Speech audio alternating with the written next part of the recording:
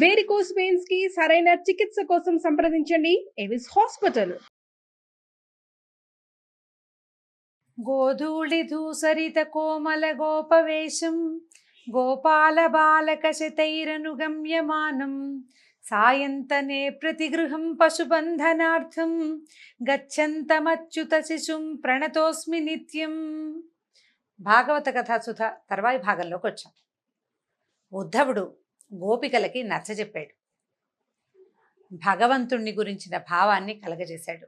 అంతకు ముందు వరకు కృష్ణుణ్ణి పురుషుడుగాను తమను తాము అతనికి ప్రేయసులుగాను భావిస్తున్నటువంటి గోపికలు అతడు భగవంతుడని, అతడి పట్ల తమకి ఏ భావమైతే ఉందో అది సరైనది కాదని, తమకున్న అత్యంతమైన ఆ భావాన్ని భక్తిగా మార్పు చెందించుకోవాలని తెలుసుకున్నారు. ఇదంతా జరిగిన తర్వాత ఉద్ధవుడు వారికి అర్థమయ్యేలాగా ఈ విషయాన్ని చెప్పి అక్కడి నుంచి మధురా నగరానికి తిరిగి వచ్చేసాడు. ఈ తిరిగి వచ్చిన ఇతని ఆ పరివర్తనకి కారణమైన ఉద్ధవుడికి మనసా వాచా నమస్కరించారు గోపికలు.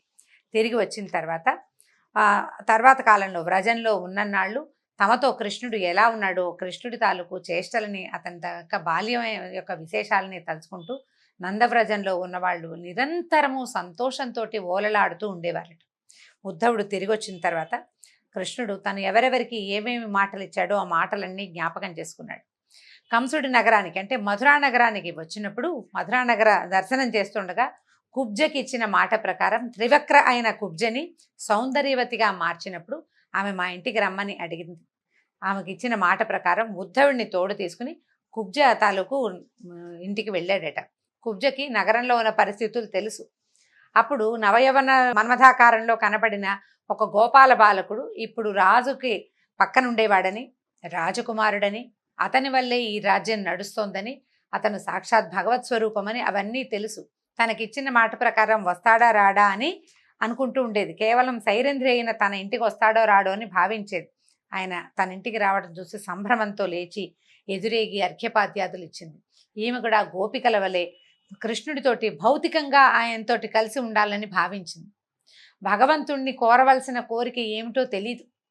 ఇది సాధారణంగా మానవుల మనస్తత్వానికి అద్దం పడతారండి ఈ కుబ్జ కానీ గోపికలు కానీ. మనం సుధాముడి సంగతి విన్నాం. అతను నీతో పాటు అంటే నీ పాద సేవ చేసే భాగ్యమే నాకు కావాలి, నీ పాదాలని సేవించే వాళ్ళతో చెలిమే కావాలి, నిరంతరము నీ ధ్యానమే కావాలి అని అడిగాడు. భక్తుల లక్షణం అది. మానవ లక్షణం ఏంటంటే తాత్కాలిక ప్రయోజనాల కోసం చూడడమే మానవుల యొక్క మనస్తత్వం. శాశ్వత ప్రయోజనము ఇక ఇహానికి కాకుండా పరానికి ఆలోచించడము మానవుల వల్ల కాదు. దానికి చాలా పరిణతి కావాలి.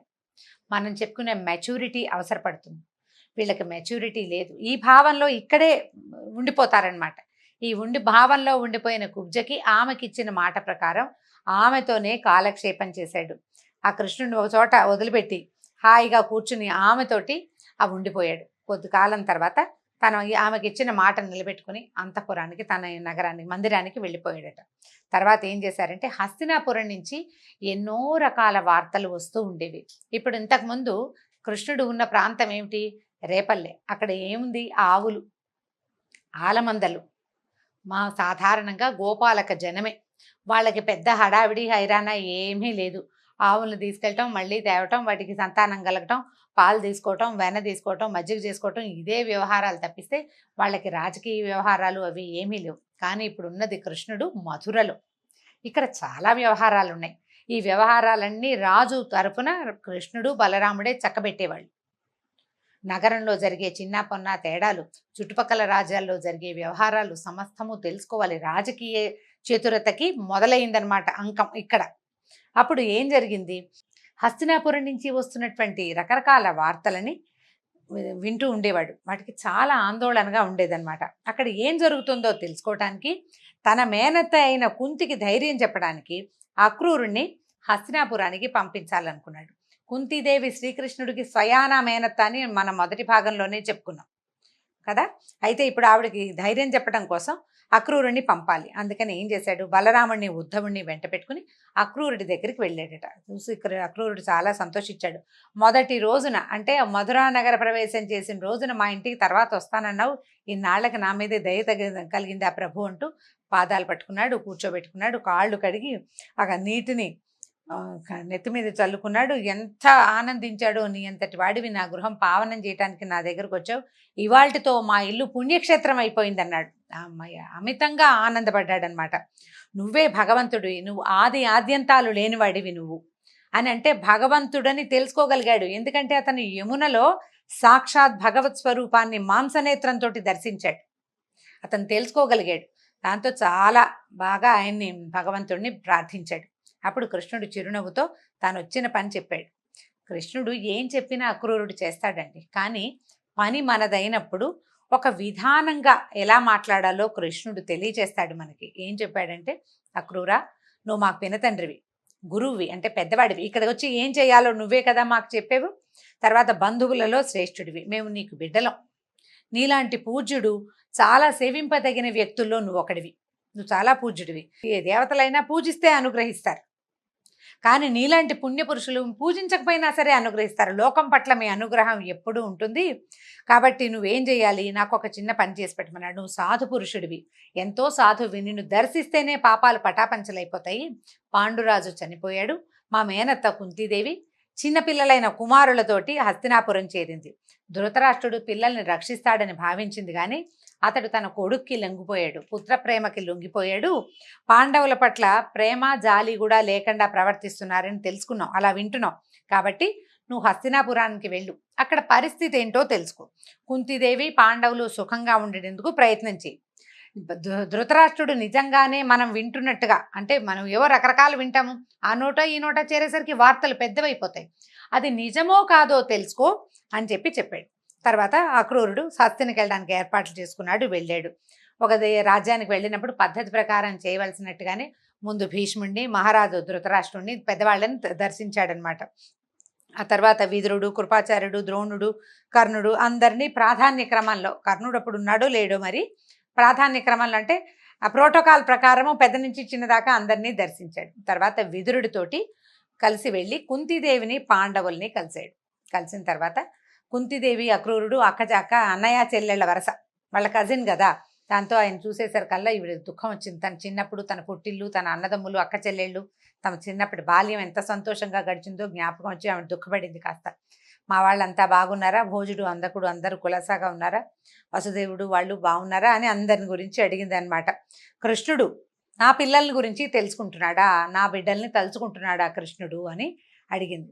అడిగి, నేను పట్టమహేషిని, ఒకనాడు భర్తను పోగొట్టుకుని ఇలా అయిపోయాను, నా పిల్లలేమో సంతానం ఎలా ఉంది, తోడేళ్ల మధ్య చిక్కుకున్నట్టుగా లేళ్లలాగా బతకాల్సి వస్తుంది, ఇక్కడ చాలా ప్రమాదాలు ఉన్నాయి, ఆ కృష్ణుడు వచ్చి నన్ను కాపాడతాడా అని నేను ఎదురు చూస్తున్నాను, ఏదైనా మార్గం ఉంటే చెప్పమని అడిగింది. అడిగేసరికల్లా ఆయన ఏం చెప్పాడు, ఓదార్చారన్నమాట విదురుడు అక్రూరుడు. కుంతీదేవి, నువ్వు బాధపడకు, నీ పిల్లలు కుమారులు దైవాంశ సంభూతులు, వాళ్ళకి ఎవ్వరూ హాని చేయలేరు, అజేయులు, వాళ్ళు మహావీరులు అవుతారని ఆమెకి ధైర్యం చెప్పారు.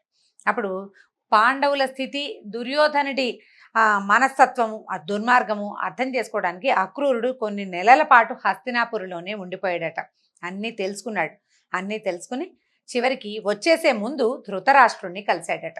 ఏమని దండం పెట్టాడు, నీకు నమస్కారము, నువ్వు మీ తమ్ముడు మరణించిన తర్వాత ఈ రాజ్యం నీకు వచ్చింది, వాస్తవానికి నీకు అధికారం లేదు, నువ్వు రాజవ్వాల్సింది, నీకు కళ్ళు లేవు కాబట్టి మీ తమ్ముడికి రాజ్యం ఇచ్చారు, అతను సామ్రాట్టు, అతను లేడు కాబట్టి నువ్వు ఇప్పుడు కూర్చున్నావు అని గుర్తు చేస్తున్నాడు అనమాట.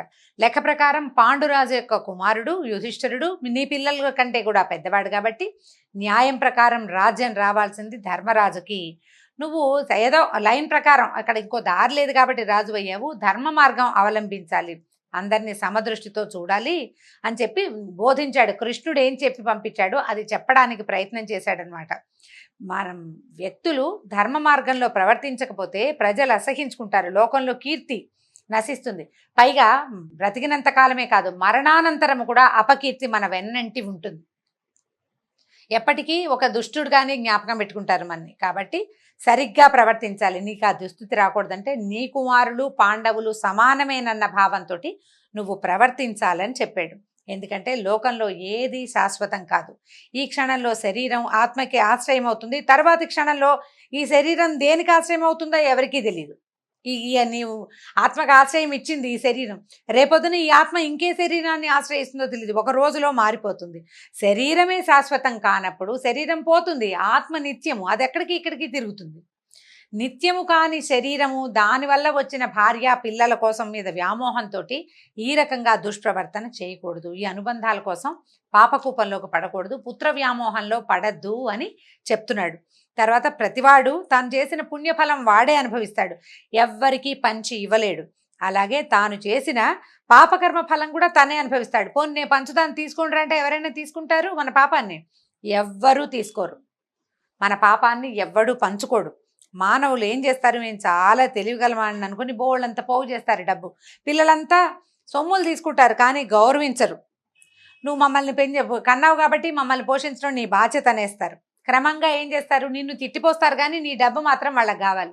సహజంగా జరిగేది ఇది. చూడండి, ఇవాళ జరిగే కలియుగంలో ఈ రోజున జరుగుతున్న సంగతి కిందటి యుగంలో ద్వాపర యుగంలోనే అక్రూరుడు మొట్టమొదటి రోజుల్లోనే కురుక్షేత్రం దాకా పోలా, ఇంకా పాండవులు చిన్నపిల్లలుగా ఉన్నప్పుడే చెప్తున్నాడు, చివరికి జరగబోయేది ఇదే. కుమారులు నిన్ను గౌరవించరు, ఎవరి దగ్గర నీకు గౌరవం లభించదు. కానీ నువ్వు అక్రమ మార్గంలో పిల్లల కోసం సంపాదించింది వాళ్ళు తీసేసుకుంటారు, దానివల్ల ఏం పెద్ద ఉపయోగం లేదు.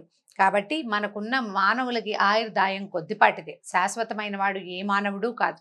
ఈ ఉన్నప్పుడు ఈ లోకంలో గడిపే జీవితాలు, వీటిని పోగేసే ఐశ్వర్యాలు కేవలం మన కలలో దొరికే భోగం లాంటిది. నిద్రలేచేసరికి కళ అయిపోతుంది, మరణించేసరికి జీవితం పరిసమాప్తి అయిపోతుంది. సంపాదించిందంతా పోవడమే, అందులో ఏ ఒక్కటి మనం బతికెళ్ళేది ఏం ఉండదు. కాబట్టి నువ్వు తెలుసుకో, ఇలాంటివి తప్పులు చేస్తే గనక, పొరపాట్లు అన్యాయార్జితంగా ఏదైనా తెస్తే గనక ఈ లోకంలో నష్టపోతారు, మరణానంతరం అంధతామిశ్ర నరకాలకి పోతారని నీతికో విధులు చెప్తారు. జాగ్రత్త పడమంటాడు, మంచి మార్గంలో ఉండు, నువ్వు సరిగ్గా ప్రవర్తించు అని ఎన్ని విధాలో చెప్తాడు. ధృతరాష్ట్రుడు వింటాడు శ్రద్ధగా, చాలా శ్రద్ధగా వింటాడు. ఎప్పుడు వినని కొత్త విషయం వింటున్నంత ఆసక్తిగా విన్నాడు.